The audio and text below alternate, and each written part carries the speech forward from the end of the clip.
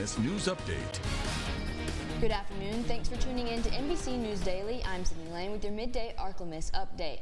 A Monroe woman is accused of striking a victim with a pistol and then pointing the firearm at another victim.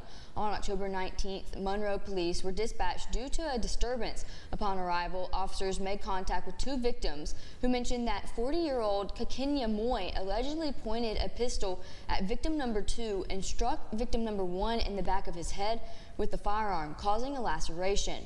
According to the affidavit, officers went on to make contact with Moy on Crescent Drive, and Moy allegedly advised authorities that she invited victim number 2 into the home to talk about an altercation that took place between her daughter and victim number 1.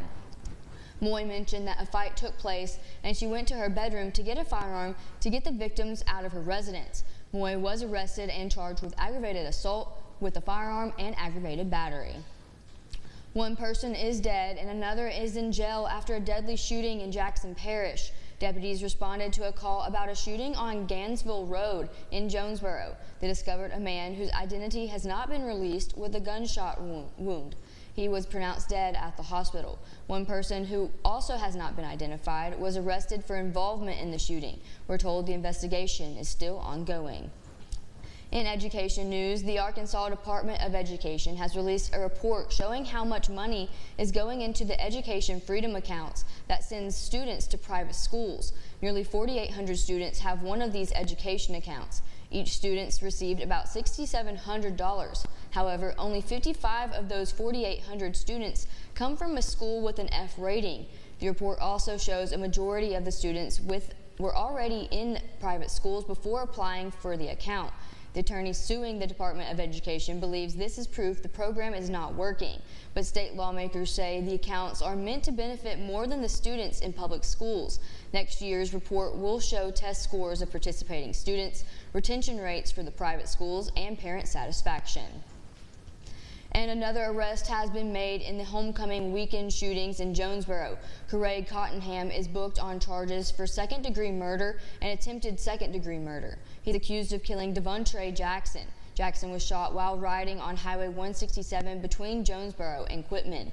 A passenger was also shot and had to be hospitalized. This case is still an open investigation. If you have any information on either shooting, contact the Sheriff's Office or call Crime Stoppers at 318-388-2274. Switching gears to some lighter news, the Ouachita Parish Sheriff's Office has received a donation of stuffed animals from the Warhawk Harley-Davidson Motorcycle Club of Monroe, the Hog Chapter. This donation is specifically used to help young children that have faced traumatic experiences such as a car accident, the death or serious injury of a family member, domestic violence, or possibly the child is a victim. Deputies in the patrol and investigative divisions will give the animals to children they encounter in these types of situations to help them cope with the tragedy in their lives. And now, exclusive Storm Tracker Doppler weather with meteorologist Alex Noel.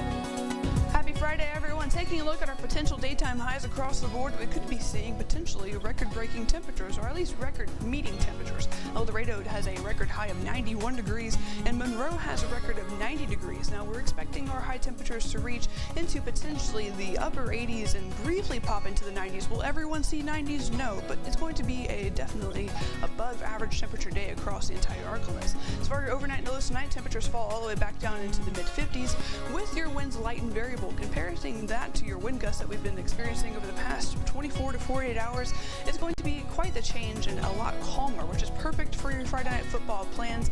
I would consider bringing a light jacket just in case we reach these mid-50s a little bit sooner than originally expected.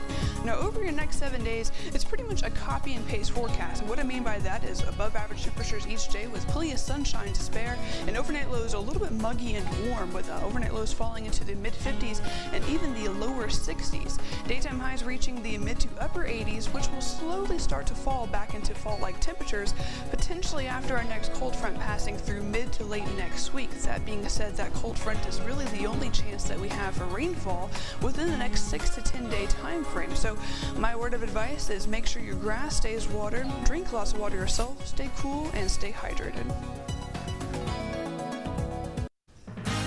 That's it for your midday update. NBC 10 News Daily continues.